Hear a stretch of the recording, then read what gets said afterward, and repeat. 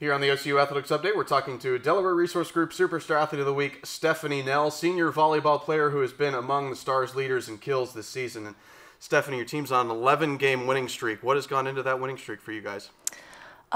We've done a really good job, I think, especially in our conference play with handling the serve and pass game. We have really good servers, aggressive servers. It's something we work on every practice. And our serve-receive passing has really come along. We have a couple of really key passers that pass consistently, so that's been really good to get a handle on that in the beginning and then just carry it on consistently throughout all of our matches. So that's been helpful. We also have some really, really good individual players that have been doing a great job and having great performances, like Sonia, our setter. She's been having some great nights and picked up a couple of SAC awards. Same with Danny Chase, and she picked up a National Defender of the Week award, which was amazing for her. As well as Holly and Masha are doing really great for us offensively. So having a good year. How would you describe your role on this team? I like to think of myself as kind of an encourager. That's kind of like cliche, but I like to make sure everyone feels like appreciated and important, and I think that goes a long way with creating team unity and chemistry. What kind of goals does this team have as we head toward the final part of the season? Some definite goals that we have are SAC regular season champion, SAC tournament champion. We also hope to, if we achieve those two, we hope to win that opening round game and go to Sioux City again for nationals this year. It's a definite goal for us, and I think it can happen for sure. You were part of the team last year that advanced to the national tournament. Yeah. What was that experience like? That was really, really cool experience, and it was nice to have gone last year because it makes me hungry to go again this year. That team was so fun. It was so awesome, and I think something I took away from that, even more than the matches in the national tournament, was just the practices were so intense and high level, and I think that helped me this year to kind of understand that each practice is important, and that's really where you get better and really where those skills can be developed for you and your team. So, you also joined the track team last season. What was that experience like, and what did you gain from that? Yeah, that was fun. It was kind of crazy how it all happened, but yeah, I had a blast. It was amazing running with Amina Olawara. She's an incredible athlete, incredible runner. Same with Sarah Moore, incredible runner and athlete, and Sheridan Hoyer. I ran with all three of them. It was a great experience. I think really it was just so cool to see such a hard-working group of people and be able to contribute to some great success for them, and it was a really cool experience. I had a blast. And what's your major here? I study accounting. So what kind of career goals do you have when volleyball's over? Oh, wow. I'm not the best planner, so I'm hopefully going to study abroad at some point, not next semester, but maybe the next.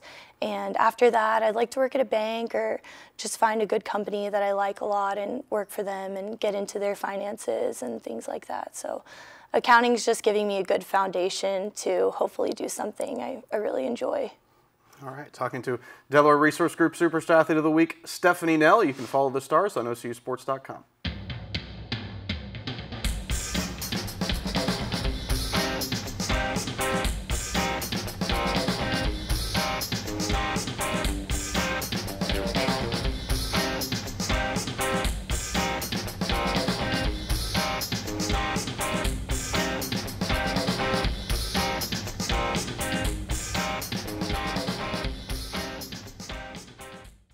At Oklahoma City University, it's on all of us to put an end to sexual violence in our campus community. Title IX is a federal law that addresses our students' right to education free from sex discrimination. OCU Athletics is committed to fostering a culture of respect for all members of our community. We aim to embody respect and sportsmanship in all aspects of life. And it's our job as athletes to intervene when something isn't right. It's our responsibility as athletes, role models, and members of the community to look out for one another. OCU athletes are not just champions on the field. We also strive to be champions of character. Consent is explicit, not implied. Sexual contact without consent is sexual assault. It's on us. It's on us. To intervene when something doesn't seem right. To recognize that alcohol is never an excuse. It's on us. It's on all of us. To make it known we will not tolerate this from peers, teammates, friends, anyone. To create an environment that respects everyone's rights and boundaries. To do the right thing. It doesn't just happen to women. It's on us as teammates to lead by example. To make it known that jokes about sexual assault are unacceptable. To step up and say something. To step up and say something. To step up and say something. To never blame the victim. To support survivors. To be more than a bystander. It's on us. It's on us. It's on us. Every day we all choose the type of person that we want to be and the type of athlete that we want to be. And for me, the important lesson there is you got to wake up every day willing to earn it and make the most of it. It's on us. It's on us. It's on us. It's on all of us, OCU.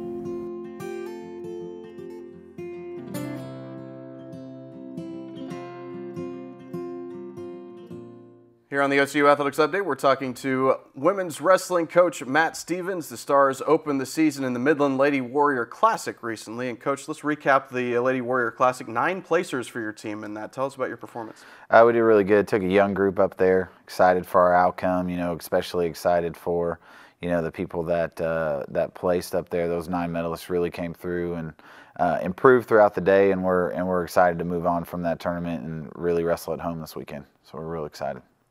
Tell us about Monica Mason's All-American finish last year at the WCWA. Monica, you know, she was ineligible first semester and then was able to come back and really wrestled top-notch at that event. Right in the mix with being in the finals, and we're still looking for great things from her.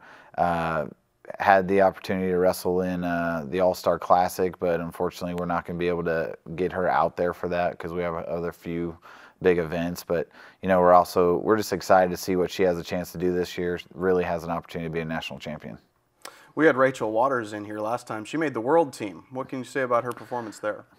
Rachel's a stud. She consistently is wrestling at a high level, making international USA teams year in, year out. This will be her 4th world team that she'll be competing on.